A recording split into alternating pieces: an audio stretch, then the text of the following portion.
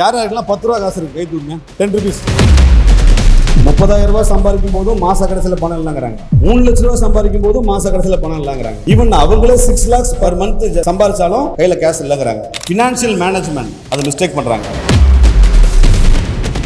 இப்போ உங்ககிட்ட 1 லட்ச ரூபா காசு வந்தா என்ன பண்ணுவீங்க? உங்க மைண்ட்ல யோசிங்க. நான் சொல்றேன் என்ன பண்ணுவீங்க. நான் சொல்றேன் நல்ல போனா வாங்கணும். கரெக்டுங்களா? நீங்க ஈஸியா செலவு பண்ணலாம். செலவு பண்றதுக்கு உங்களுக்கு வழி இருக்கு.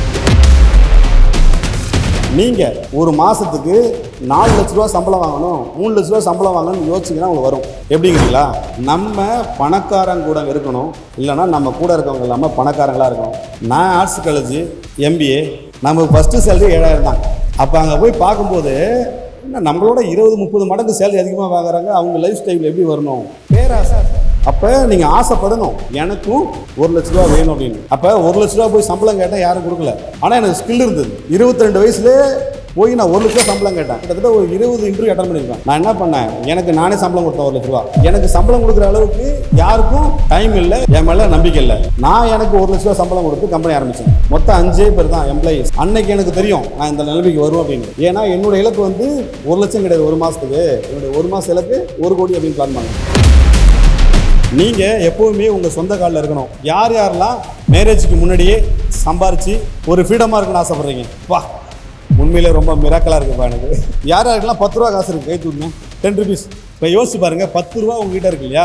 இந்த 10 ரூபாயை நீங்கள் முதலீடு பண்ணுங்க. அது பெருசாக ரிட்டர்ன் கொடுக்கணும்னு அவசியம் கிடையாது. அது சின்னதாக கொடுத்தா கூட நீங்கள் அதை மாதம் மாதம் பார்ப்பீங்க இல்லையா?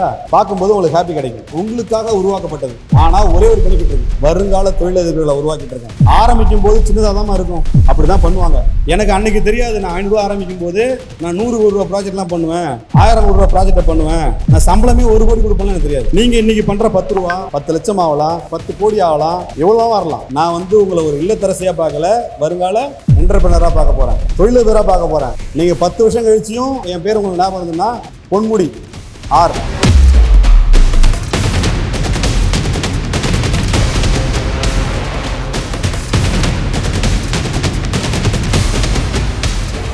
எல்லாருக்கும் காலை வணக்கம். ஓவராலாக வந்து இந்த க்ரௌடை பார்க்கும்போதே ஒரு ஹாப்பியாக இருக்குது. ஸோ கிட்டத்தட்ட இந்த பக்கம் ஒரு 215 பேர், இந்த பக்கம் ஒரு 226 பேர். ஸோ மோர் தென் இவ்வளோ பீப்புள் நீங்கள் இருக்கீங்க பார்க்கும்போது ரொம்ப ஹாப்பியாக இருக்குது. இப்போ என்னை பொறுத்தளவுக்கு இப்போ நான் என்ன பேசணும் அப்படின்னா, நான் வந்து ஒரு அச்சீவ் பண்ணிட்டேன், ஒரு ஜஸ்ட் வந்து உங்களுக்கு அட்வைஸ் பண்ண வரேன் அப்படின்ற மைண்ட் தாட் வேணாம். இல்லை ஸ்டாக் மார்க்கெட்டில் என்னுடைய ப்ராடக்டை விற்கிறதுக்கு நான் வரல. 20 வருஷத்துக்கு முன்னாடி, ஒரு 16-18 வருஷத்துக்கு முன்னாடி எனக்கு இந்த மாதிரி ஒரு வாய்ப்பு, இந்த மாதிரி ஒரு ஈவெண்ட்டு, நான் உட்காந்து இந்த மாதிரி ஆடியன்ஸாக இருந்தேன். இருக்கும்போது நிறைய விஷயங்களை வந்து மார்க்கெட்டில் ஷேர் பண்ணாங்க. அதாவது ஸ்டாக் மார்க்கெட்டில் நீங்கள் இன்வெஸ்ட் பண்ணியிருக்கீங்களா அப்படின்னு ஒரு கொஸ்டின் கேட்டாங்க. ஃபஸ்ட்டு ஏன் இதை எல்லாருக்கிட்டும் சொல்கிறேன் அப்படின்னா, நான் எனக்கு வந்து ஸ்டாக் மார்க்கெட்டில் இன்வெஸ்ட் பண்ணல. ஃபஸ்ட்டு MBA படித்தேன், உங்களை மாதிரி MBA student and BCom student வச்சுங்க. அப்போ நான் ஸ்டாக் மார்க்கெட்டில் இன்வெஸ்ட் பண்ணலங்கிறதே எனக்கு வந்து ரொம்ப லேகிங்காக இருந்தது. ஏன் அப்படின்னா, எங்கள் வில்லேஜ்லேயே நான் தான் ஃபஸ்ட்டு MBAவுக்காக ஒரு சிட்டிக்கு வரேன். ஃபஸ்ட் டைம் கிராஜுவேஷன் உங்களுக்கு எவ்வளோ இம்பார்ட்டனோ அதேமாரி எஜுகேஷன் ரொம்ப இம்பார்ட்டன்ட். நீங்கள் ஒரு எஜுகேஷன் நல்லா பர்ஃபெக்டாக பண்ணிங்கன்னா உங்கள் குடும்பம் நல்லா இருக்கும். அதுவே ஒரு ஃபினான்ஷியல் எஜுகேஷன் கற்றுக்கிட்டிங்கன்னா உங்களோட தலைமுறையே நல்லா இருக்கும். இதுதான் பாயிண்ட். ஏன் அப்படின்னா, இன்றைக்கி நான் நிறைய பேரை பார்க்குறேன், என்னுடைய எம்ப்ளாயிஸோ இல்லை நிறைய பேர் என்னுடைய பீப்புள் பார்க்குறேன். 30,000 ரூபாய் சம்பாதிக்கும் போதும் மாத கடைசியில் பணம் இல்லைங்கிறாங்க. 3 லட்ச ரூபா சம்பாதிக்கும் போதும் மாத கடைசியில் பணம் இல்லைங்கிறாங்க. ஈவன் அவங்களே 6 lakhs per month சம்பாதிச்சாலும் அவங்ககிட்ட கையில் கேஷ் இல்லைங்கிறாங்க. இதில் 2 விஷயம்தான். ஏன் அப்படின்னு நான் கவனிச்சா, ஃபினான்ஷியல் மேனேஜ்மெண்ட் அதை மிஸ்டேக் பண்ணுறாங்க. என்ன சார் ஃபினான்ஷியல் மேனேஜ்மெண்ட் அப்படின்னா, நீங்கள் சம்பாதிக்கிற பணத்தில் 20% உங்களுக்காக நீங்கள் சேலரி கொடுத்துக்கணும். இதை யாருமே பண்ணுறதில்ல. ஃபர்ஸ்ட் ஆஃப் ஆல் என்ன பண்ணுறாங்கன்னா, செலவுக்கு போக நான் சேமிக்கிறேன்றாங்க. தப்பு, அந்த கான்செப்டே தப்பு. அப்படின்னு தான் நீங்கள் கண்டிப்பாக சேமிக்கவே முடியாது. ஏன் சேமிப்பை பற்றி பேசுகிறேன் அப்படின்னா, சின்ன வயசில் நீங்கள் பார்த்துருப்பீங்க, அந்த 5 பெட்டி அதில் காசை வந்து அம்மா ஒழிச்சு வச்சுருப்பாங்க. குழந்தைகளாக இருந்தீங்கன்னா நீங்கள் சின்ன வயசில் உண்டியலில் சேமித்து வச்சுருப்பாங்க, அப்புறம் முந்தானியில் முடிச்சு வச்சுருப்பாங்க. இதெல்லாம் ஒரு சின்ன சின்ன சேவிங்ஸ் தான். இந்த அளவுக்கு உங்களை படிப்புக்கு உயர்த்ததை வந்து அவங்க சேமித்து வச்ச சில காசு தான். அப்பா கேட்டாலும் கொடுக்க மாட்டாங்க. யாராவது கடன் கட்டாமல் கொடுக்க மாட்டாங்க. ஆனால் உங்கள் எஜுகேஷன் சொன்னாக்கா நம்மக்கிட்ட ஒளிச்சு வச்சுருந்த காசை எடுத்து உங்களுக்கு கொடுப்பாங்க. இல்லை எமர்ஜென்சின்னு ஹாஸ்பிட்டலில் கேட்டால் கொடுப்பாங்க.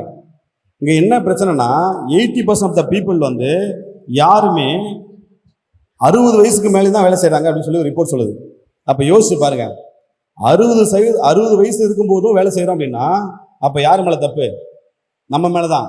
சம்பாதிக்கிறியா, இல்லை மேரேஜுக்கு காசு சேர்த்து வைக்கலையா, அதாவது மேரேஜ் பண்ணி வைக்கலையா, எல்லாமே பண்ணியிருப்பாங்க. ஆனால் எல்லாமே என்ன பண்ணுவாங்க, கடன்ற பேரில் தான் பண்ணியிருப்பாங்க. ஸோ இது எப்படி சரி பண்ணலாம் அப்படின்னு நாங்கள் வந்து ஒரு ரோட் மேப் கொடுக்க போகிறேன். ஏன் அப்படின்னா, இப்போ உங்களை வெறும் கோ அப்ளிகண்ட்டாக ஆட் பண்ணுவாங்க உங்கள் ஃபேமிலியில். எப்போனா ஆஃப்டர் மேரேஜ்.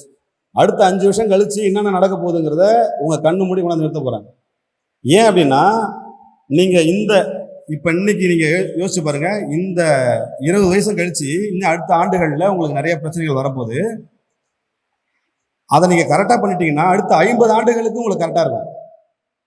இப்போ நீங்கள் மிஸ்டேக் பண்ண ஆரம்பிச்சிங்கன்னா அந்த மிஸ்டேக்ஸுக்கு மேலே மிஸ்டேக் பண்ணிகிட்டே இருப்பீங்க. உங்களால் அதுலேருந்து வெளில வரவே முடியாது. ஏன் அப்படின்னா, ஃபஸ்ட்டு உங்களுக்கு எஜுகேஷன் லோன் கொடுப்பாங்க.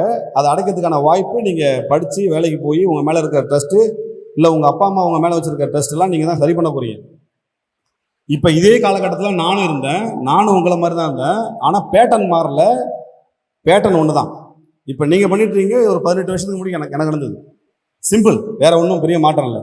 இங்கே என்ன மாற்றமாக இருக்க போகுது அப்படின்னா, உங்களுடைய எண்ணங்கள் தான் மாற்றமாக இருக்க போகுது, உங்களுடைய மைண்ட் செட் தான் மாற்றமாக இருக்க போகுது. நீங்கள் இப்போ என்னை பார்த்த உடனே உங்களுக்கு என்ன தோன்றிருக்கும்? ஒவ்வொருத்தவங்களுக்கும் ஒவ்வொன்று தோன்றிருக்கும், சரிங்களா? இல்லை இந்த மைக்கை பார்த்த உடனே ஒன்று தோன்றிருக்கும், இல்லை என் ஃபோனை பார்த்த உடனே ஒன்று தோன்றிருக்கும். அது என்ன பிராண்டாக இருக்கும்? கரெக்டுங்களா? அந்த பவுச் என்ன ரேட்டாக இருக்கும்? ஓகேங்களா? அதை நம்ம வாங்கலாமா? இது வந்து ஃபோன் வந்து மடக்கிற ஃபோனாக இருக்குது, அப்போ இது என்ன பிராண்டாக இருக்கும்? இப்படி தான் யோசிச்சிருப்பீங்க. ஏன்னா நீங்கள் பார்த்த உடனே உங்களுக்கு வாங்கும் திறன் தான் இருக்கும். அதே ஒரு பெண் வந்து டிவியில் ஏதாவது விளம்பரத்துக்கு வந்துட்டாங்கன்னா அந்த சேரீ என்ன ரேட்டு, அவங்க போட்டு இந்த கம்மல் என்ன ரேட்டு, இப்படி தான் பார்க்குறாங்க. மோஸ்ட் ஆஃப் த கேர்ள்ஸ் என்ன பண்ணுறாங்கன்னா, அதாவது மேடம் சொன்ன மாதிரி இன்ஸ்டாகிராமில் தான் இருக்காங்க. அந்த இன்ஸ்டாகிராம் வச்சு எப்படி வியாபாரம் பண்ணணும்னு நினைக்க மாட்டாங்க. அந்த இன்ஸ்டாகிராமில் இன்ஃப்ளூயன்ஸ் ஆகிட்டு வாங்க பார்ப்பாங்க. இப்போ நீங்கள் நிறைய பார்க்குற பொருள் உங்கள் கண்ணுக்கு எப்படி தெரியணும் அப்படின்னா, அது எப்படி உருவாக்கணும்னு தெரியணும், இல்லை அதை எப்படி சேல்ஸ் பண்ண தெரியும். இதுக்கு எல்லாமே என்னன்னா, தாட் ப்ராசஸ் என்னன்னா, நீங்கள் பிகாம் ஸ்டூடெண்டாக இருந்தால் அதோடைய யூனிட் எக்கனாமிக்ஸ் பற்றி யோசிப்பீங்க. சயின்ஸ் ஸ்டூடெண்டாக இருந்தாக்கா அதுக்கு பிகைண்ட் இருக்க பிசிக்ஸை பற்றி யோசிப்பீங்க. இதே இன்ஜினியர் ஸ்டூடெண்டாக இருந்தால் அதை எப்படி உருவாக்குறதை பற்றி யோசிப்பார் இல்லையா? அப்போ எண்ணங்கள் ஒவ்வொன்றும் மாறுது, வேறுபடுது. இதுவே எம்பிஏ ஸ்டூடெண்டாக தான் என்ன யோசிப்பாங்க? இதை எப்படி வச்சு நான் வியாபாரம் பண்ணுறதுன்னு யோசிப்பாங்க. இப்போ நான் ஒரு விஷயத்தை பார்க்கும்போது என் பார்வைக்கு என்ன தோணுது, என் கண்ணுக்கு என்ன தோணுது அப்படின்னா என்னுடைய டார்கெட்டை பேஸ் பண்ணி தான் தோணும். என் டார்கெட் எப்படி உருவாகும் அப்படின்னா என்னுடைய கோலை எப்படி செட் பண்ணும் அப்படின்னாக்கா, நான் இதுவும் ஆக போகிறேன் அப்படின்னு. இப்போ நீங்கள் 5 வருஷம் கழிச்சு என்னென்ன நடக்கும் எடுத்துப்பாட்டுக்கு. ஆவரேஜ் பெண்களுடைய வயசு வந்து பார்த்தீங்கன்னா 23 வயசுல மேரேஜ் நடக்குது. ஆனால் தமிழகத்தில் மட்டும்தான் 25லேருந்து 29 நடக்குது. இது ஏன் யோசிச்சு பாருங்க. ஃபர்ஸ்ட் விஷயம் என்னன்னு பார்த்தீங்கன்னா, ஹையர் எஜுகேஷன் படித்து தான் மேரேஜ் பண்ண போகிறோம்னு சொல்கிறாங்க எல்லாரும். நம்பர் 1. அதில் நிறைய பர்சன்டேஜுக்கு ஒரு 60% மேலே இருக்குது. 2வது, பணம் இல்லாமல் மேரேஜ் பண்ணுறது தவிர்க்கிறாங்க. ஒரு 3வது பொண்ணாக இருப்பாங்க, அக்காவுக்கு மேரேஜ் பண்ண பிறகு தான் எனக்கு பண்ணணும்னு வெயிட் பண்ணுவாங்க, அதனால் தள்ளி போகுது. இதனால் இந்தியாவில் வந்து எலன் மஸ்க் என்ன சொல்லிருக்காருன்னா, அடுத்த 20 ஆண்டு கழித்து நிறைய யங்கஸ்ட் எக்கனாமி வரமாட்டாங்க. ஏன்னா இங்கே ப்ரொடியூஸ் பண்ணுற கெப்பாசிட்டி கம்மியாகிட்டு இருக்கு. அதனால தான் வந்து இங்கே ஃபெர்டிலிட்டி சென்டர் அதிகமாகிட்டு இருக்கு. இங்கே யாரும் ஃபினான்ஷியல் பிளான் பண்ணலைன்னா இது கரெக்டாக இருக்காது. நீங்கள் சம்பாதிக்கலாம், நிறைய செலவு பண்ணலாம். ஏன்னா சம்பாதிக்கிறத செலவு பண்ணுறதுக்கு யாரும் சொல்லிக் கொடுக்கறதில்ல. நீங்கள் ஈஸியாக செலவு பண்ணலாம், செலவு பண்ணுறதுக்கு உங்களுக்கு வழி இருக்குது. ஆனால் நீங்கள் காம்பவுண்ட் பண்ணுறதுக்கோ க்ரோத் பண்ணுறதுக்கோ உங்களுக்கு தெரியாது. நீங்கள் பண்ணுற மிஸ்டேக் தான். ஸோ உங்கள் மிஸ்டேக்கை நீங்கள் அடிக்கடி பண்ணிகிட்டே இருந்தீங்க அப்படின்னாக்கா அது மிஸ்டேக்குனே தெரியாது, அது ஹேபிட்டாக மாறிடும். இப்போ உங்ககிட்ட 1 லட்ச ரூபா காசு வந்தால் என்ன பண்ணுவீங்கன்னு கற்பனை பண்ணி உங்கள் மைண்டில் யோசிச்சிங்க. நான் சொல்கிறேன் என்ன பண்ணுவீங்க. நான் சொல்கிறது, நல்ல ஃபோனாக வாங்கணும், கரெக்டுங்களா? ட்ரெஸ்ஸுக்கு மேட்சாக கம்மல் வாங்கணும், அதுக்கு மேட்சாக செப்பல் வாங்கணும், கரெக்டாமா? ஓகே. சில பேர் கண்ணாடி போடுறவங்க அந்த ஹீரோயின் போட்டிருந்த கண்ணாடி மாரி அந்த ஃப்ரேமை மாற்றணும். இதை தவிர வேற எந்த யோசனையும் வராது. I'm right? அப்ப நீங்க செலவு பண்றதுக்கான வழியை தேடி காசு உங்ககிட்ட வந்ததுன்னா நீங்க என்ன பண்ணுவீங்க? சேமிக்கிறன்ற எண்ணமே இல்லாமல் போயிடும். உங்ககிட்ட ஒரு காசு வரணும் அப்படின்னா அது வரும். இப்போ உங்களுக்கு இப்போ நீங்க படிக்கிறீங்க, ஆனா உங்களுக்கு காசு இல்லை. இப்ப ஓகே, ஒத்துக்கிறேன். இப்போ நீங்க அடுத்த 5 ஆண்டுகள்ல நீங்க ஒரு மாசத்துக்கு 4 லட்ச ரூபா சம்பளம் வாங்கணும், 3 லட்ச ரூபா சம்பளம் வாங்கணும்னு யோசிச்சிங்கன்னா உங்களுக்கு வரும். எப்படிங்கிறீங்களா? ஆனா உங்களுக்கு கனவு சின்னதாக தான் இருக்கும் இப்போதைக்கு. ஏன்னா அப்படிதான் உங்களுக்கு கட்டமைப்பு இருக்கும். எனக்கு 30,000 ரூபாய் சம்பளம் இருந்தால் போதுன்ற எண்ணத்தோடு தான் இப்போ படிச்சுட்டு இருக்கீங்க. இல்லை ஒரு 50,000 ரூபாய் சம்பளம் இருந்தால் தான், ஏன்னா அது ஆவரேஜ் இன்கமே அவ்வளோதான் இந்தியாவில். உங்கள் கூட இருக்கவங்க எல்லாருமே படிக்கும்போது இந்த சேலரி தான் வாங்குவாங்க. அப்போ யோசிச்சு பாருங்க, உங்கள் இன்கம்மு எதை பேஸ் பண்ணியிருக்கோம்? உங்கள் சர்க்கிளை பேஸ் பண்ணியிருக்கோம். நீங்கள் இதுவே உங்கள் பழக்க வழக்கங்களே உங்களோட ஹையர் பீப்புளோட பழகினா உங்களுக்கு அந்த பழக்கம் ஆட்டோமேட்டிக்காக வந்துடும். அதுக்கு தான் நிறைய பேர் சொல்லியிருப்பாங்க, நம்ம பணக்காரங்க கூட இருக்கணும், இல்லைன்னா நம்ம கூட இருக்கவங்க இல்லாமல் பணக்காரங்களாக இருக்கணும். நம்ம நல்லவர்கள் கூட இருக்கணும், நம்ம கூட இருக்கவங்க நல்லவர்களாக இருக்கணும். நீங்கள் தப்பானவங்க கூட இருந்துட்டிங்கன்னா நல்லதாக வர்றதுக்கு கம்மியான சான்ஸாக இருக்குது. 10 to 20% தான் இருக்குது. நீங்கள் நல்லவர்களாக இருந்துட்டீங்கன்னா 90% நீங்கள் நல்லவர்களாகவும் வர முடியும், நல்ல சக்ஸஸ் பீப்புளாகவும் வர முடியும். இப்போ நாங்கள் உங்களை மாதிரி படிச்சுட்டு நாங்கள்லாம் ரூம்மேட்டாக போய் தங்கியிருப்போம் சென்னையில், வேளச்சேரியில். அப்போ எங்கள் கூட இருந்த எல்லாருமே 1 லட்சம் 2 லட்சம் அப்படிதான் சம்பளம் வாங்குவாங்க ஐடி கம்பெனியில். நான் ஆர்ட்ஸ் காலேஜ் MBA, நமக்கு ஃபஸ்ட்டு சேலரி 7,000 தான். அப்போ அங்கே போய் பார்க்கும்போது நம்மளோட 20-30 மடங்கு சேலரி அதிகமாக வாங்குறாங்க. அவங்க லைஃப் ஸ்டைல் எப்படி வரணும்? பேராசை. அப்போ நீங்கள் ஆசைப்படணும். அப்போ நான் யோசிக்கும் போது இவங்கள மாதிரி நான் சம்பாதிக்கணும், அதுக்கு என்ன பண்ணணும்? ஏன்னா என் கூட இருந்த எல்லாருமே அந்த மாதிரி சேலரி பேக்கேஜ் இருந்தவங்க. என்னோட சீனியர்ஸ், என்னுடைய பிரதர், ஓன் பிரதர், அவர் ஐடி கம்பெனியில் இருக்காரு. அவங்களுடைய ஃப்ரெண்ட்ஸ் சர்க்கிளாக இருப்பாங்க. அப்போ நம்ம தனிச்சு விட்ட இடம் மாதிரி இருப்போம். அப்போ யோசிச்சு பாருங்க, உங்களுக்குள்ள என்ன தோணும்? அந்த தாட் ப்ராசஸ் தோணும், எனக்கும் 1 லட்ச ரூபா வேணும் அப்படின்னு. அப்போ 1 லட்ச ரூபா போய் சம்பளம் கேட்டால் யாரும் கொடுக்கல. ஆனால் எனக்கு ஸ்கில் இருந்தது. 22 வயசுலேயே நான் 7,000 ரூபா சம்பளத்துலேருந்து 25,000 ரூபாய்க்கு மாறினேன். போய் நான் 1 லட்ச ரூபா சம்பளம் கேட்டேன். கிட்டத்தட்ட ஒரு 20 இன்டர்வியூ அட்டன் பண்ணியிருப்பேன். எல்லா கம்பெனியில் போனால் எனக்கு தெரியாமல் இருக்காது. ஆனால் நான் என்ன பண்ணேன், எனக்கு நானே சம்பளம் கொடுத்தேன் 1 லட்ச ரூபா. எப்படி? பிஸ்னஸ் ஆரம்பிச்சேன். அப்போ எனக்கு சம்பளம் கொடுக்குற அளவுக்கு யாருக்கும் டைம் இல்லை, அவங்களுக்கு என் மேலே நம்பிக்கை இல்லை. நான் எனக்கு 1 லட்ச ரூபா சம்பளம் கொடுத்து கம்பெனி ஆரம்பித்தேன். மொத்தம் 5 பேர் தான் எம்ப்ளாயி ஸ்டாஃப். அன்னைக்கு எனக்கு தெரியும் நான் இந்த நிலைமைக்கு வருவேன் அப்படின்னு. ஏன்னா என்னோட இலக்கு 1 லட்சம் கிடையாது ஒரு மாதத்துக்கு. என்னுடைய 1 மாத இலக்கு 1 கோடி அப்படின்னு பிளான் பண்ணேன். நீங்கள் நகர உங்களுக்கு எண்ணங்களும் செயல்களும் உங்களுடைய ஃபோக்கஸும் மாறிட்டே இருக்கும். ஸோ அப்போ நீங்கள் தாட் ப்ராசஸ் இந்த இடத்துல நீங்கள் என்ன வைக்கணும்னா, அடுத்த 5 ஆண்டுகளில் நீங்கள் என்னவா இருக்க போகிறீங்கன்னு முடிவு பண்ணிட்டீங்கன்னா அதுவாகவே ஆயிடுவீங்க. நான் ஏதோ மோட்டிவேஷனுக்காகலாம் பேசல சிஸ்டர்ஸ், நல்லா புரிஞ்சுங்க. நான் அனுபவத்தில் நான் என்ன பண்ணணுமோ அதான் சொல்கிறேன்.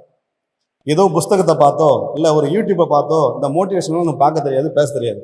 ஸ்ட்ரெயிட்டாக சொல்கிறேன், நீங்கள் பண்ண வேண்டிய வேலை என்னன்னா, ஃபஸ்ட்டு உங்களுடைய சேலரியில் 20% சேவ் பண்ணுங்க. இல்லையா உங்கள் வீட்டில் கொடுத்துருக்க அமௌண்ட்டில் எடுத்து சேவ் பண்ணுங்க. ஏன் அப்படின்னா உங்களை விட ஃபாஸ்ட்டாக இங்கே ஸ்கேமிங் அதிகமாக நடந்திருக்கு. ஏதாவது ஒரு லிங்க்கை ஓப்பன் பண்ணி அது வழியாக உங்களுக்கு ஃபோட்டோஸ் அனுப்பி உங்கள் ஃபோட்டோவையும் மாப்பிங் பண்ணி உங்கள்கிட்ட பணம் கேட்பாங்க. நீங்கள் பயந்துக்கிட்டு எல்லாம் ஏமாந்து பணத்தை கொடுத்துருவீங்க. இந்த மாதிரி தவறுகள் நடந்துக்கிட்டு இருக்கு. அதேமாதிரி 1 ரூபா போட்டால் 4 ரூபா கிடைக்கும்னு ஏமாற்றி அதிகம் எடுத்துருவாங்க. ஸோ அதனால் நீங்கள் ரொம்ப கவனமாக இருக்கணும். நீங்கள் காலேஜ் விட்டு வெளில வரும்போது, வருமானம் வரும்போது நிறைய ஸ்கேமர்ஸ் உங்களை ஏமாற்றுவாங்க. இந்த கார்டு மேலே நம்பர் 16 நம்பர் இருக்குது சார்னு சொல்லுவாங்க இல்லையா, அதெல்லாம் நடக்கும். அதுக்கடுத்து இப்போ ரொம்ப நவீனமயமாயிடுச்சு. நீங்கள் லிங்க் மட்டும் அனுப்பினா போதும் பணத்தை எடுத்துருவாங்க. ஸோ இது ஃபஸ்ட்டு உங்ககிட்டேருந்து வெளில போகாமல் ப்ரொடெக்ட் பண்ணணும். நம்பர் 1, சம்பாதிக்கிற பணத்தை வெளில போகாமல் பார்த்தாவே நீங்கள் பெரிய ஆளாயிடலாம். சரி, ரைட், ஓகே. அடுத்தது உங்களுக்கு என்ன பிரச்சனை வர வாய்ப்பு இருக்குன்னா, நீங்களே விருப்பப்படாவிட்டாலும் உங்களுக்கு பிடிக்கலனாலும் பிடிச்சாலும் உங்களை கடந்து டைம் போயிட்டே இருக்கும். நீங்கள் டைமை செலவு பண்ணி ஆகணும். அதை மாற்றி நிறுத்த முடியாது. இப்போ இந்த தருணம் அடுத்து இன்னும் எனக்கு கொடுத்துருக்கேன்னு ஒரு 15 நிமிஷம் நான் பேசாட்டியே டைம் போயிடும். இது என் கண்ட்ரோலில் இல்லை. ஆனால் இதை எவ்வளோ வேல்யூபுளாக ஆக்குறங்கிறது தான் பாயிண்ட். அப்போ டைம்லேருந்து என்ன பிறக்குது அப்படின்னா வேல்யூ. அந்த வேல்யூ தான் ஒருத்தனுடைய காஸ்ட்டை நிர்ணயிக்குது. இப்போ ஒரு படத்துக்கு ஒருத்தர் வாங்குற சம்பளம் 100 கோடி கூட இருக்கு. அதே ஒரு படத்துக்கு ஒரு வெறும் 50 லட்சம், ஒரு 10 லட்சம், வெறும் 10,000 சம்பளம் வாங்குறவங்க இருக்கு. இங்க டிஃபரன்சியேஷன் என்னன்னா அவங்களுடைய குவாலிட்டிஸ் தான். இப்போ உங்களுடைய டைமு எடுத்துக்காட்டு, இப்போ 10 வருஷம் தான் 3000, உங்களுக்கே தெரியும் 3360 3650 நாளுமா. இன்னொரு 10 வருஷம் தான் என்னாச்சு 3650 நாள். 50% தூங்கிடுவீங்க, தூக்கத்திலே போயிடும். ரிமைனிங் எவ்வளோ இருக்கு? 20 வருஷம் தான் நீங்கள் அதுக்கு அடுத்து நல்லாவே ஆக்டிவாக இருக்க போறீங்க. 3650 நாள் தான் இருக்குன்னு வச்சுக்கோங்க. அதில் 8 ஹவர்ஸ் தான் வேலை பார்க்க போறீங்க. அப்போ யோசிச்சு பாருங்க, அந்த 8 ஹவர்ஸ்லேயே ஆக்டிவ் ஹவர்ஸே வெறும் 1.5 ஹவர்ஸ் டு 2.5 ஹவர்ஸ் தான்.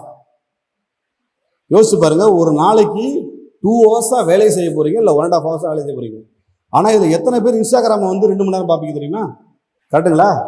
2 மணி நேரம் நீங்கள் இன்ஸ்டாகிராம் பார்ப்பீங்க. ஆனால் அதுலேருந்து வேல்யூ பிறக்காதான்னு கேட்டால் வேல்யூ பிறக்கல. ஓகே, ஃபஸ்ட்டு உங்கள் டைமை ஸ்பெண்ட் பண்ணுறீங்க, நீங்கள் பண்ணாட்டியும் அது டைம் வேஸ்ட் ஆகிடும். அங்கேருந்து ஒரு வேல்யூ உருவாக்கணும், அதுதான் ஜாப். ஃபஸ்ட்டு ஜாப்புக்கே நம்ம போவோம். ஓகே, அதுக்கடுத்து என்ன சார்? அதுலேருந்து பணம் வரும். அதை சேவ் பண்ணணும் அப்படின்னா எப்படி பண்ணணும்?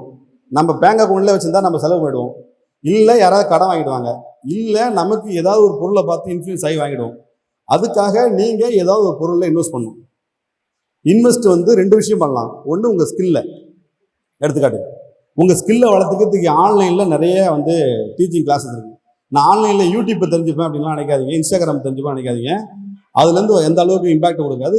அது ஸ்கில்லை வளர்த்துக்கலாம். அடுத்த இன்வெஸ்ட்மெண்ட்டை நீங்கள் என்ன பண்ணலாம்னா, நீங்கள் ஸ்மாலாக இன்வெஸ்ட் பண்ணுங்க. உங்ககிட்ட பேன் கார்டு இருந்தது அப்படின்னா நீங்கள் எதில் வேணாலும் இன்வெஸ்ட் பண்ணலாம். எடுத்துக்காட்டுக்கு, ரொம்ப சேஃப் அண்ட் செக்யூராக செபியோடைய ரெகுலேட்டரில் இருக்கிற மியூச்சுவல் ஃபண்டில் இன்வெஸ்ட் பண்ணலாம், அல்லது இடிஎஃப்ல இன்வெஸ்ட் பண்ணலாம். இதெல்லாம் லாங் டேர்மில் உங்களுக்கு growth கொடுக்கும். நீங்கள் இங்கே என்ன பண்ண போறீங்கன்னா, ப்ராஃபிட்டுக்காக இன்வெஸ்ட் பண்ணல, ஹேபிட்டுக்காக இன்வெஸ்ட் பண்ணுறீங்க. நீங்கள் ப்ராஃபிட்டுக்காக நான் இவ்வளோ கிடைக்கும், இப்போ எடுத்துக்காட்டுக்கு 10 ரூபா ஒரு நாளைக்கு இன்வெஸ்ட் பண்ணுறீங்கன்னா மாதத்துக்கு 300 ரூபா தான்.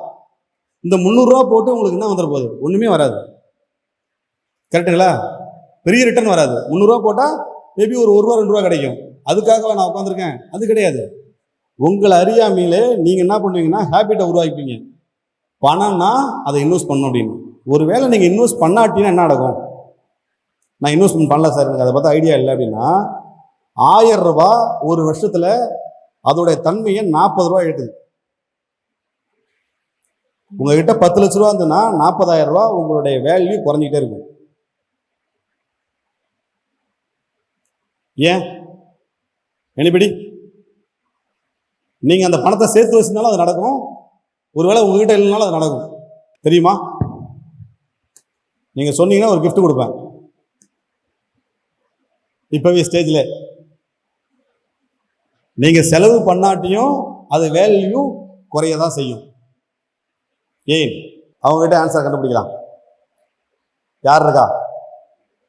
இவ்வளவு பேர் இருக்கீங்களா? எல்லாரும் நீ போ, நீங்க போங்க அப்படின்னு மற்றவங்கள தான் காமிக்கிறீங்க.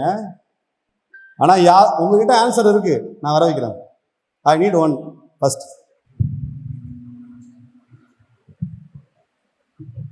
ஏன் 1000 ரூபாய் அதோடைய தன்மை 40 ரூபாய் இழக்குது? ஒருவேளை நம்ம இன்வெஸ்ட் பண்ணியிருந்தோம் அப்படின்னா அது வந்து ஒன்னா ப்ராஃபிட் இன்க்ரீஸ் ஆகும், இல்லைன்னா அது ஒரு சர்டைன் ஸ்டேஜ்ல வந்து டிக்ரீஸ் ஆகும். அப்போ வந்து அந்த வேல்யூ வந்து ஒன்னா ரைஸ் ஆகலாம், இல்லைன்னா வந்து டிக்ரீஸ் ஆகலாம். இது நம்ம கையிலே வச்சிருக்கோம், இல்லை அதை நம்ம எதுவுமே யூஸ் பண்ணலாம், அதோட வேல்யூ வந்து சேஞ்ச் ஆகாது. ஸோ அதோட வேல்யூ வந்து ஆட்டோமேட்டிக்காக டிக்ரீஸ் ஆகும். அது ஏன் நீங்க சுத்தி வள சொல்றீங்க? ஏன் ஒரே வார்த்தை? சரிம்மா, நீங்க இப்ப கோல்டு தானே போட்டுறீங்க, சரி கோல்டுன்னு வச்சுக்கோங்க. அது நம்ம ஒரு 10 வருஷத்துக்கு முடியாத ஒரு ரேட் என்ன? ஒரு பவுன் எவ்வளவு இருக்கும்? அது 50,000. இப்ப 1 lakh. அப்ப பொருளோட விலை ஏறினா நம்ம நிறைய காசு கொடுத்து வாங்க வேண்டியது இருக்கும். அப்ப நீங்க இன்னைக்கு 1000 ரூபாய் நீங்க உங்க பேங்க் அக்கௌண்ட்ல வச்சுட்டே இருந்தீங்கன்னா அப்போ அதோட தன்மை எழுந்திருக்கும். அதை விட ஃபாஸ்டா என்ன போயிட்டு இருக்கு? பொருட்களோட விலை ஏறிட்டு இருக்கு. அப்ப யோசிச்சு பாருங்க, 10 லட்ச ரூபாய்க்கு 40,000 ரூபாய்ங்கிறது பெரிய அமௌண்ட் தானே. உங்க வீட்டிலே உள்ள வச்சு பூட்டி வச்சிருந்தீங்கன்னா நீங்க அடுத்த வருஷம் 10 லட்ச ரூபா கொடுத்து வாங்கின பொருளை 10,40,000 ரூபாய் கொடுத்து வாங்கினாதான் உங்களால வாங்க முடியும். அப்ப யோசிச்சு பாருங்க, ஒரு மாசத்துக்கு 3 ரூபா 80 பைசா, ஒரு நாளைக்கு 40 பைசா. இப்படி இன்னைக்கு கூட நம்ம வந்து அந்த காசை எழுந்துக்கிட்டு தான் இருக்கும். ஸோ இதுக்கு என்ன ஒரே வழி அப்படின்னா இன்ஃப்ளேஷன், அது பேர் தான். அது 4% இருக்கு, அது ஓடிக்கிட்டே இருக்கு 4% ஸ்பீடில். 4 கிலோமீட்டர் ஸ்பீடில். நம்ம எவ்வளோ கிலோமீட்டர் ஸ்பீடில் ஓடணும்? 10 கிலோமீட்டர் ஸ்பீடில் ஓடினா தான் அட்லீஸ்ட் அதை மிந்தி போக முடியும். கரெக்டா? அப்போ 10% ரிட்டர்ன் வர்றதில் போடணும். இப்போ யோசிச்சு பாருங்க, உங்க வீட்டில் ஒரு லேண்ட் இருக்கும், அது 5 வருஷத்துக்கு முன்னாடி என்ன ரேட்டாக இருக்கும், இப்போ என்ன ரேட்டாக இருக்கும் பாருங்க. ஆனால் பணம் அதே பணம் தான், பணம் மாறல. அந்த 1 ஏக்கரு 50 லட்சம்னா அந்த 50 லட்சத்துக்கான இடம் மட்டும் விலை ஏறுது. ஆனால் 50 லட்சத்தோட ரேட் 50, ஏன்னா அது 500 தாள் இல்லையா, அது 500 தாள், அதனுடைய வேல்யூ வந்து இழக்குது. அப்போ பணம் நீங்கள் வச்சிருந்தாலுமே அது வேல்யூ எழுதுறீங்க. இப்போ இந்த இன்வெஸ்ட்மெண்ட் ஏன் இம்பார்ட்டன்ட் அப்படின்னு தெரிஞ்சுங்க. இதுதான் பாயிண்ட். நீங்கள் 3 லட்ச ரூபா சம்பளம் வாங்கினாலும் உங்களுக்கு கட்டுப்படி ஆகாதது காரணம் வந்து உங்கள் லைஃப் ஸ்டைல் சேஞ்ச் ஆகிடும். ஓகேவா? அதாவது சம்பளம் வாங்குற வரைக்கும் ஒரு ட்ரெஸ் கோடு ஒரு மாறும் தான் இருக்கும். சம்பளம் வாங்கின பிறகு நம்ம டோட்டலாக மாறிடுவோம். அந்த மாதிரி லைஃப் ஸ்டைல் சேஞ்ச் பண்ணாலும் நம்ம இன்வெஸ்ட்மெண்ட் சைக்கிளை மாற்றவே கூடாது. இப்போ எடுத்துக்காட்டுக்கு நீங்கள் எடுத்த உடனே போயிட்டு ஒரு லேண்டில் ஒரு கோல்டில் டக்குன்னு 1 பவுனை நம்ம வாங்கிட முடியாது. ஆனால் நம்ம ஒரே ஒரு விஷயத்த கற்றுக்கலாம். இப்போ நிறைய பேர் என்ன பண்ணுவாங்க, ஹேபிட்டை கற்றுப்பாங்க, அவங்களால விடவே முடியாது. என்னென்ன ஹேபிட்டு சொல்லுங்க. அப்போ யோசிச்சு பாருங்க, ஒரு ஹேபிட்டை கற்றுக்கிட்டு அதை விடாமல் கண்டினியூஸாக பண்ணுறதால அவங்களுக்கு என்ன கிடைக்குது? எண்டில் செலவாகுது, அன்பளிப்பாக கேன்சரும் கிடைக்குது. ஆனால் அதே அமௌண்ட்டை அவர் இன்வெஸ்ட் பண்ணால் என்ன ஆகும்னு யோசிச்சு பாருங்க. உங்களை விட ஃபாஸ்ட்டாக ஓடுறதுக்கு இந்தியா இருக்கு. இந்தியாவை நம்புறீங்களா? ஒரே ஒரு கொஸ்டின், இந்தியாவை நம்புறீங்களா? இந்தியா வந்து க்ரோயிங் கண்ட்ரி, கரெக்டா? இந்தியா நல்லா இருந்தால் நம்ம நல்லா இருக்கணும் அப்படின்னா அதுக்கு நமக்கு என்ன வேணும் அப்படின்னா இந்தியா மேலே இன்வெஸ்ட் பண்ணணும். இந்தியா மேலே இன்வெஸ்ட் பண்ணணும் அப்படின்னா நம்ம போய் பிரைம் மினிஸ்டர் காசு கொடுக்கக்கூடாது. கரெக்டா? அவர் வாங்கி என்ன பண்ணுவார்? நிவாரண நிதி கொடுத்துருவாரு. அப்போ நம்ம என்ன பண்ணோம் அப்படின்னா பணத்தை இந்தியாவில் இருக்கிற டாப் மோஸ்ட் 50 கம்பெனிஸ் இருக்கு இல்லையா, அதில் இன்வெஸ்ட் பண்ணணும். அப்போ அதோட ரிட்டர்ன் வந்து க்ரோத் ஆகிட்டு தான் இருக்குது. 13% வரைக்கும் ரிட்டர்ன் கொடுத்துட்டு தான் இருக்குது. நம்ம எவ்வளோ பார்க்குறோம் அப்படின்னா 4%க்கு ஈக்குவலண்ட்டாக நம்ம எவ்வளோ கிடைக்குது? 13%, 10% கிடைக்குது. அப்போ நீங்கள் இன்வெஸ்ட்மெண்ட் ஹேபிட்டை கற்றுட்டிங்கன்னா உங்களுக்கு செலவு பண்ணுறன்னு எண்ணமே வராது. நீங்கள் அமௌண்ட்டை வந்து கமிட்மெண்ட் ஆகணும். எப்படி கமிட் ஆகணும்? இஎம்ஐயில் ஆகிற மாதிரியா? அப்படி கிடையாது. நீங்கள் ஃபியூச்சரில் இஎம்ஐ போய் தான் ஆவீங்க நிறைய பேர். அதாவது கிட்டத்தட்ட 90% ஆஃப் த பீப்புள் சேலரி வாங்குறவங்க இஎம்ஐ போகிறாங்க. ஏன் அப்படின்னா அது வந்து இப்போதைக்கு ஒரு உங்கள் கோல் அச்சீவ் பண்ணுறதுக்கு ஒரு ஷார்ட்கட்டு. இப்போ நீங்கள் வீடு வாங்கணும்னு நினைக்கிறீங்க, 2 கோடி சேர்த்து உங்களால் வீடு வாங்க முடியாது. ஆனால் அதே என்ன பண்ணலாம், லோனில் போயிடலாம். ஆனால் 1 கோடி ரூபா வீடை நீங்கள் இஎம்ஐ கட்டி முடிக்கும் போது 2 கோடி ரூபா எவ்வளோ கட்டுவீங்க? பிரின்சிபலை விட எக்ஸ்ட்ரா 1 மடங்கு கட்டுவீங்க. ஓகேங்களா? அதனால வீடு வாங்கக்கூடாதுன்னு சொல்லல. ஆனால் வீடுங்கிறது அசட்டு, அது நம்மளோட லைஃப் ஸ்டைல், நம்மளுடைய லைஃப்பில் அச்சீவ் பண்ணக்கூடிய ஒரு பொருள். ஆனால் நீங்கள் என்ன பண்ணுவீங்கன்னா ஒரு ஃபோனை வாம்பிங்க, அந்த ஃபோனையும் வந்து இஎம்ஐயில் வாம்பிங்க. அடுத்தது அவருடைய ஃபோன் சேஞ்சஸ் வரும், அதுக்கும் இஎம்ஐயில் வாம்பிங்க. ஈவன் இப்போ எல்லாத்துக்குமே இஎம்ஐ வந்துச்சு. ஒரு டூர் போனால் இஎம்ஐ இருக்குப்பா, ஒரு ஃபெர்டிலிட்டிக்கு இஎம்ஐ இருக்குது, எல்லாத்துக்கும் இஎம்ஐ. நீங்கள் போனீங்கன்னா இஎம்ஐன்னு ஒரு பொருள் இல்லை. ஒரு வீடு ரெனோவேஷனுக்கு இஎம்ஐ, அப்படி எல்லாத்துக்குமே. ஈவன் நீங்கள் பர்ச்சேஸ் பண்ணால் கூட அதுக்கு வந்து என்னது, இப்போயே நீங்கள் வந்து பை பண்ணீங்க, லேட்டராக நீங்கள் பே பண்ணீங்க, அந்த லோன் இருக்கு. இன்னொரு லோன் இருக்கு, நீங்கள் வேலைக்கு போன பிறகு எல்லாம் தெரியும். சம்பளத்தை மந்த் எண்டில் வாங்கின பிறகு எனக்கு லோனை கொடுத்துரு, ஆனால் இப்போவே பணத்தை வாங்கி. எவ்வளோ ஸ்மார்ட்டாக இருக்க பாருங்க. உன் சம்பளத்தை நான் இப்போயே கொடுத்துட்றேன், நீ வேலை செஞ்ச பிறகு மாத கடைசியில் சம்பளத்தை எனக்கு கொடுத்துரு, அது பார்ட்டாக கொடுத்துரு. இப்படிலாம் உங்களை நிறைய மோகங்கள் உங்களை சுற்றி வந்து உங்களை இன்ஃப்ளூயன்ஸ் பண்ணும். ஆனால் ஒரு விஷயம் மாற்றக்கூடாது, ஹேபிட்டு.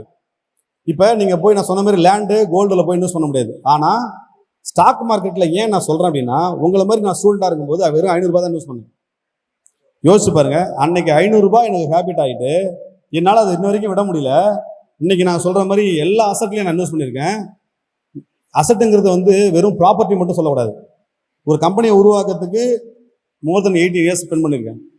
யோசிச்சு பாருங்கள், நான் எவ்வளோ பிரான்ச்சஸ் ஓப்பன் பண்ணியிருப்பேன், எவ்வளோ கஷ்டத்தை பார்த்துருப்பேன், அதெல்லாம் அனுபவிச்சு தான் அந்த இடத்துக்கு வந்திருப்பேன். நீங்கள் இதை மாதிரி உருவாக்கணும் அப்படின்னா உங்களுக்குள்ள ஒரே ஒரு தாட் பேச இந்த மைண்ட் சொன்ன பாருங்க, மென்டலி நீங்கள் ப்ரிப்பேர் ஆகணும். இங்கேருந்து நிறைய பேர் நாளைக்கு ஒரு ஐஏஎஸ்லையோ இல்லை வந்து நாளைக்கு வந்து ஒரு கவர்மெண்ட் ஜாப்லையோ அல்லது வந்து ஒரு என்டர்பிரனராவோ யோசிச்சு பாருங்க. சிரிக்காதீங்க, கண்டிப்பாக நீங்கள் வருவீங்க, உங்களால் வர முடியும். ஆனால் அடுத்த 5 ஆண்டுக்கு மட்டும் தான் உங்களுக்கு வாய்ப்பு இருக்குது. அடுத்த 5 ஆண்டுகளுக்கு மேலே, அது அடுத்த 5 ஆண்டுகள் இல்லை, நீங்கள் அடுத்து போன உடனே எங்கள் அப்பா பார்த்து வச்சிருக்காரு மாப்பிள்ளை, சொந்தத்திலே பேசி வச்சுருக்காங்கன்னு அடாப்ட் ஆகிட்டிங்கன்னா அதுக்கு அடுத்தது வந்து அப்புறம் டேப்பர் மாட்டுறது, அப்புறமேட்டு அப்புறம் குழந்தைய பார்த்துக்கிறது, ஸ்கூல் ஃபீஸு, அப்புறம் அப்படியே லைஃப் எல்லாம் மாறிடும். நீங்கள் படித்ததுக்கான வேல்யூ வந்து கிரியேட் பண்ணாமே நீங்கள் என்ன பண்ணுவீங்க, அந்த அப்பார்ட்மெண்ட்லேயே நீங்கள் வந்து ஒரு டியூஷன் எடுத்துக்கிட்டு அப்படியே உங்கள் லைஃப் மாறிடும். நிறைய பேர் பார்த்துருக்கேன்.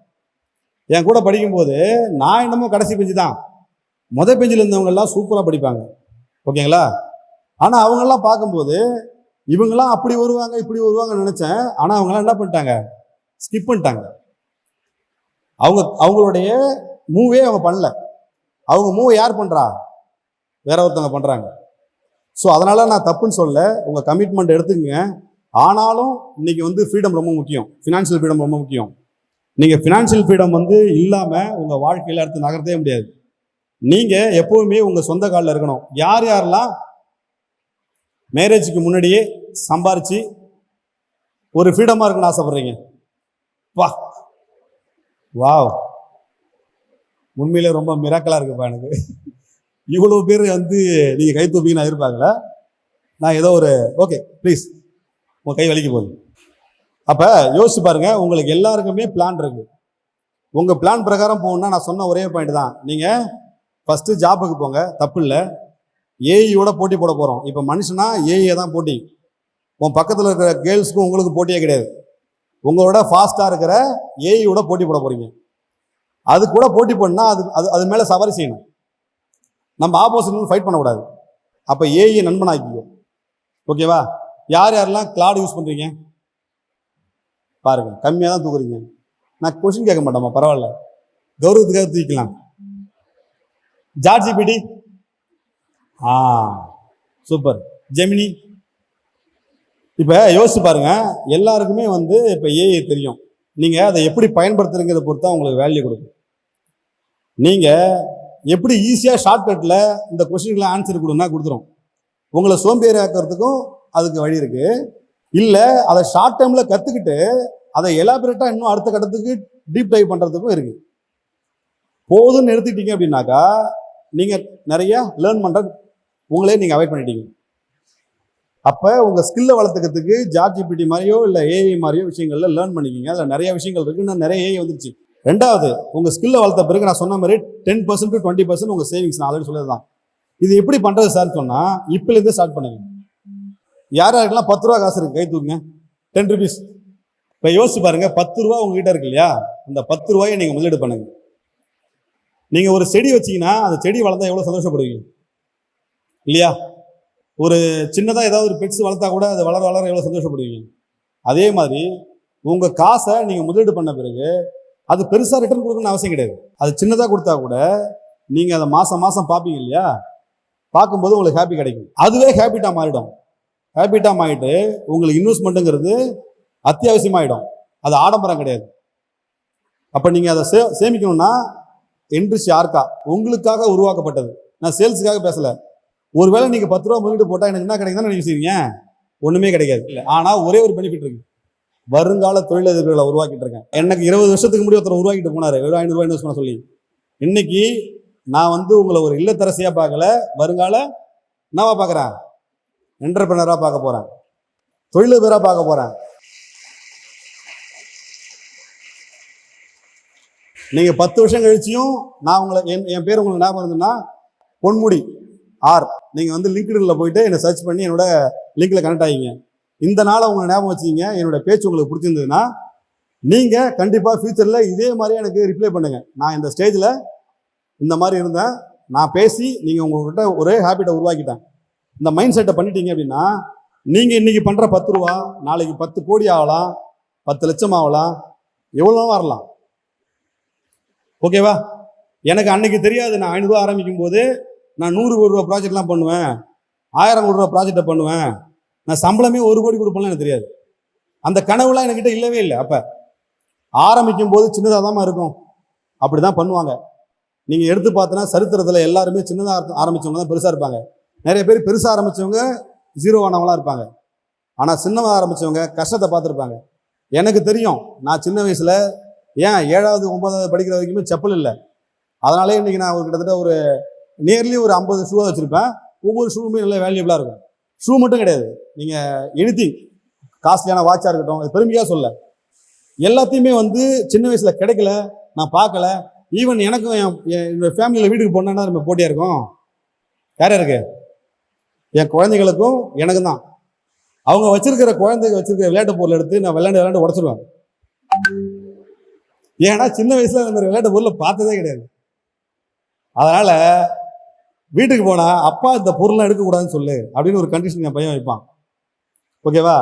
எனவே நான் இது ஓவராலாக சொல்றது என்னன்னா, நீங்க ஹேபிட்டை வளர்த்துங்க. எது கிடைக்கலையோ அதுக்காக போராடுங்க. ஓகேங்களா? அப்படி கிடைக்காட்டா ஆல்டர்னேட் இருக்கும். ஆல்டர்னேட்டை யோசிச்சு பார்த்து போயிட்டே இருங்க. உங்களுக்காக எதுவுமே நிற்காது. காலம் உங்களை கடந்து போயிட்டே இருக்கும். காலத்தை வெல்லணும் அப்படின்னாக்கா நீங்கள் அந்த வேல்யூ உருவாக்கணும். உங்கள் டைமை உருவாக்கின பிறகு தான் அந்த டைமுக்கு ஒரு வேல்யூ இருக்கும். அந்த வேல்யூக்கு உங்களுக்கு சம்பளம் கிடைக்கும். அந்த சம்பளத்துக்கு இப்போ 10,000 சம்பளம் வாங்கினா ஒரு நாளைக்கு 300 வச்சுக்கலாம். அப்போ அவ்வளோதான் வேல்யூ. அப்போ 8 மணி நேரத்துக்கு எவ்வளோ யோசிச்சு பாருங்க, வெறும் 80 ரூபா 100 தான் இருக்கும். ஸோ அப்போ உங்கள் வேல்யூ இன்க்ரீஸ் பண்ண நீங்கள் ஆட்டோமேட்டிக்காக அந்த வேல்யூக்கான காஸ்ட் எடுத்து வச்சுக்கிட்டே இருங்க. இல்லையா பேசிவ் இன்கம், அடிஷ்னலாக ஒரு ஜாபுக்கு போங்க. இல்லை அடிஷ்னலாக இன்கம் வந்து எப்படி தேர்ந்தெடுக்கணும்னு முடிவு பண்ணுங்க. இப்போ நீங்கள் கற்றுக்கிற எல்லா விஷயமே உங்களுக்கு ஃப்ரீயாக கிடச்சிருக்கு. நாளைக்கு இந்த கேட்டை விட்டு வெளில வந்துன்னா உங்கள் பீரியட் எல்லாருமே வந்திருப்பாங்க. உங்கள் ஃபஸ்ட்டு ஸ்டேஜ் ஸ்கூல் ஸ்டேஜில் யாரும் உங்கள் அப்பா அம்மா பார்த்துக்கிட்டாங்க. இந்த காலேஜில் வந்து உங்கள் மேடம் டீச்சர்ஸ் எல்லாம் பார்த்துக்கிட்டாங்க. வெளியில் வந்த பிறகு உங்கள் வாழ்க்கையை நீங்கள் தான் வாழ போகிறீங்க. ஸ்கூலில் அடிச்சோ வற்புறுத்தியோ படிக்க வச்சுருப்பாங்க. காலேஜில் ப்ராக்டிக்கலாக சொல்லி கொடுத்துருப்பாங்க. லைவ் வந்து நீங்கள் ப்ராஜெக்டை லைவாக கொண்டு போய் நிறுத்த போகிறது எங்கே? களத்தில். அப்போ களம் வந்து உங்களுக்கு அமைப்பாக இருக்காது, ஈஸியாக இருக்காது, கஷ்டமாக தான் இருக்கும். அப்போ அந்த கஷ்டத்தை நீங்கள் முடிவு பண்ணீங்க, நான் எல்லாத்துக்கும் தயாராக இருக்கேன் அப்படின்னு அந்த மைண்ட் செட்டை உருவாக்கிங்க. அப்போ இன்வெஸ்ட்மெண்ட்டுங்கிறது ஒரு ஹேபிட்டு. ஓகேவா? அது ஒரு ஆடம்பரம் கிடையாது, அது ஒரு நம்ம வைக்கிற ஸ்டேட்டஸ் கிடையாது. நீங்கள் இன்னைக்கு முடிவு பண்ணுங்க, எந்த பொருள் இன்வெஸ்ட் பண்ணுறோம் அது வேல்யூபிளாக இருக்கா? நிறைய ட்ரெஸ் எடுத்து வீட்டில் வந்து அடுக்கி பீரோ நிறைய வைக்க போகிறோமா? இல்லை லிமிட்டடாக வச்சுட்டு நம்ம வாழ்க்கையை சந்தோஷமாக வாழ போகிறோமா? அன்னெசரியாக ப்ராடக்டை வாங்கி யூஸ் பண்ணாமல் நிறைய வீட்டில் வச்சுக்க போகிறோமா? இல்லை தேவையான அசட்டை வந்து உருவாக்க போகிறோமா அப்படின்னு முடிவு பண்ணிங்க. ஸோ ஓவராலாக நான் இந்த இதில் வந்து சொல்ல வர்றது என்னன்னா, கோல்டு ரொம்ப இம்பார்ட்டன்ட். அதை பெண்கள் நீங்கள் விரும்புவீங்கன்னு தெரியும். அதுவும் வந்து இந்த 10 ரூபாய் இன்வெஸ்ட்மெண்ட்டில் ஆரம்பிக்க முடியும், 20 ரூபாய் இன்வெஸ்ட்மெண்ட்டில் ஆரம்பிக்க முடியும். இதை வந்து உருவாக்கிங்க. உங்களுக்கு யாரும் சொல்லிக் கொடுக்கல, வாட்ஸ்அப்போ இன்ஸ்டாகிராமோ, நீங்களே கற்றுக்கிட்டீங்க. இதையும் நீங்கள் கற்றுக்கிட்டீங்கன்னா வருங்கால சமுதாயம் நல்லாயிருக்கும். எடுத்துக்காட்டுக்கு இன்றைய சமுதாயம், நீங்கள் பெண்களாக இருக்கீங்க, நீங்கள் படித்தா உங்கள் குடும்பம் நல்லாயிருக்கும். அதுவே நீங்கள் வேலைக்கு போய் சம்பாரித்து நீங்கள் ஃப்ரீடமாக இருந்தீங்கன்னா உங்களுடைய சந்ததி, உங்களுடைய அடுத்த கட்டத்துக்கு எல்லாமே நல்லாயிருக்கும். நீங்கள் அடுத்த கட்டத்துக்கு நல்லா இருந்ததுன்னா நாடு நல்லாயிருக்கும். நாடு நல்லா இருந்தால் அந்த உலகமே நல்லாயிருக்கும். ஸோ வாய்ப்பு கொடுத்த இந்த காலேஜ் நிர்வாகத்துக்கு நன்றி கூறி விடைபெறுகிறேன். தேங்க்யூ.